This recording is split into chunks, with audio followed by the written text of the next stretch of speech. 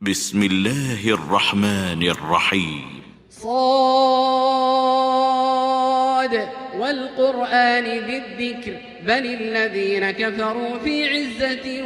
وشقاق كم أهلكنا من قبلهم من قرن فنادوا ولا تحين مناص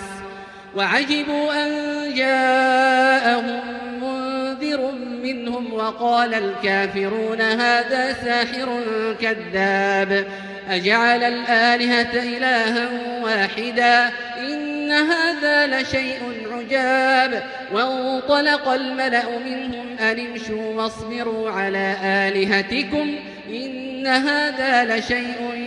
يراد ما سمعنا بهذا في الملة الآخرة إن هذا إلا اختلاق أأنزل عليه الذكر من بيننا بل هم في شك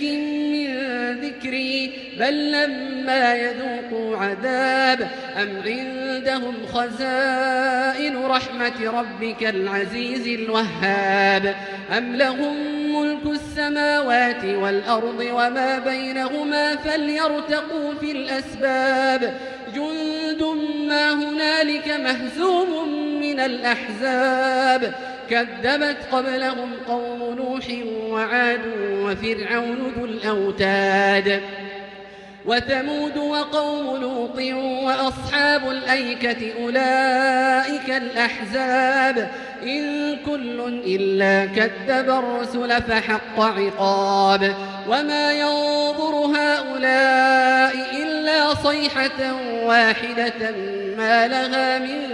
فواق وقالوا ربنا عجل لنا قطنا قبل يوم الحساب اصبر على ما يقولون واذكر عبدنا داود ذا الأيد إنه أواب إنا سخرنا الجبال معه يسبحن بالعشي والإشراق والطير محشورة كل له أواب وشددنا ملكه وآتيناه الحكمة وفصل الخطاب وهل أتاك نبأ الخصم إذ تسوروا المحراب إذ دخلوا على داود ففزع منهم قالوا لا تخف خصمان بغى بعضنا على بعض فاحكم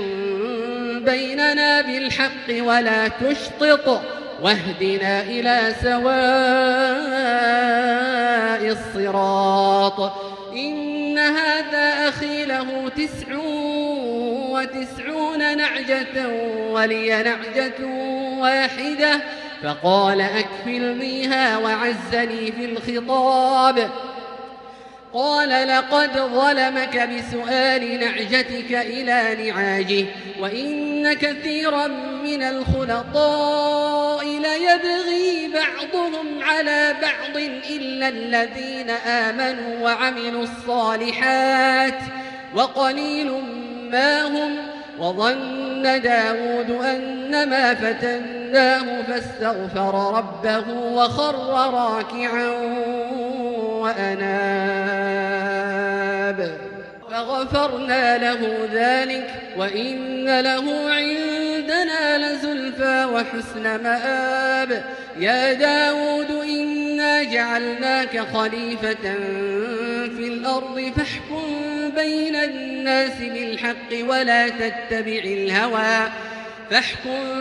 الناس بالحق ولا تتبع الهوى فيضلك عن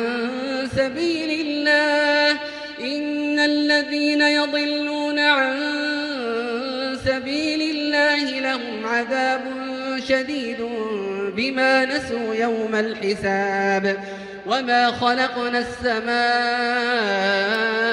والأرض وما بينهما باطلا ذلك ظن الذين كفروا فويل للذين كفروا من النار أم نجعل الذين آمنوا وعملوا الصالحات كالمفسدين في الأرض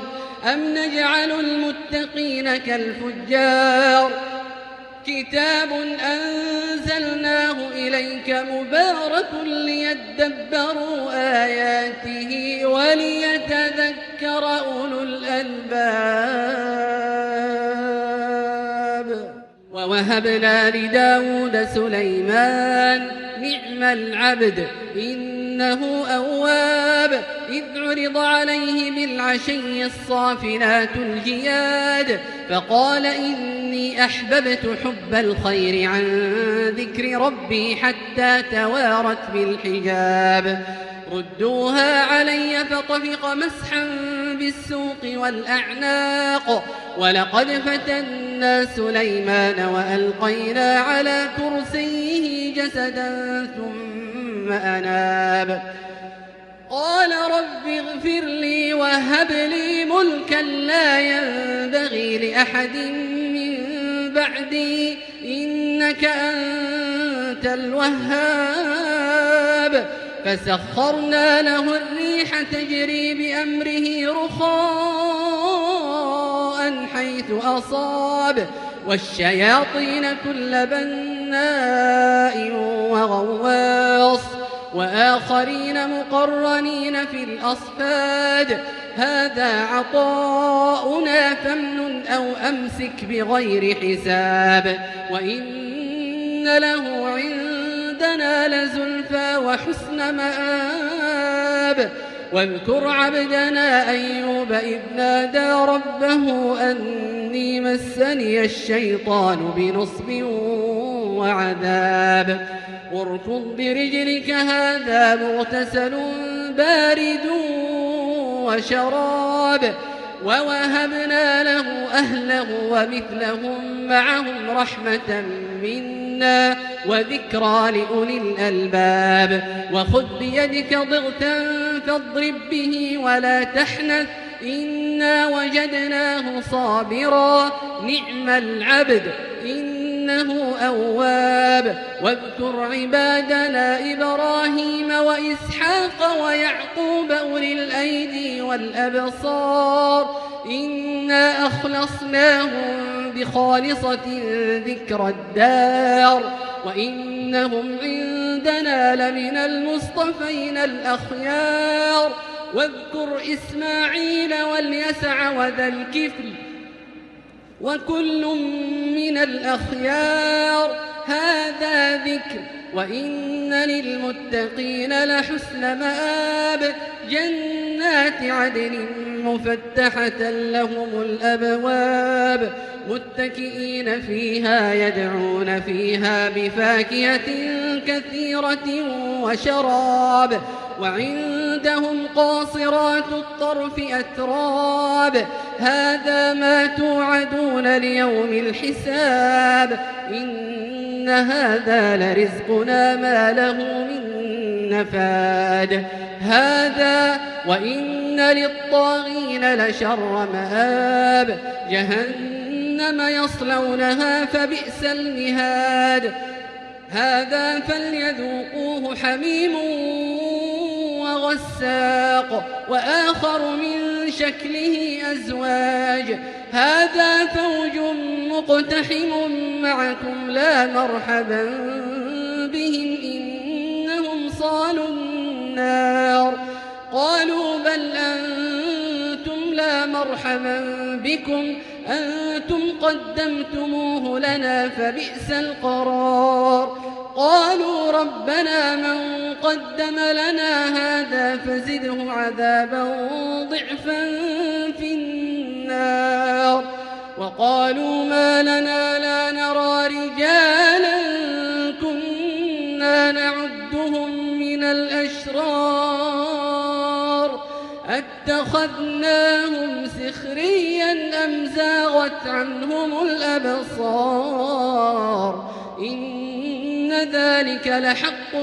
تخاصم أهل النار قل إنما أنا منذر وما من إله إلا الله الواحد القهار رب السماوات والأرض وما بينهما العزيز الغفار قل هو نبأ عظيم أنتم عنه معرضون ما كان لي من علم بالملأ الأعلى إذ يختصمون إن يوحى إلي إلا أنما أنا نذير مبين إذ قال ربك للملائكة إني خالق بشرا من طين فإذا سويته ونفخت فيه من روحي فقعوا له ساجدين فسجد الملائكة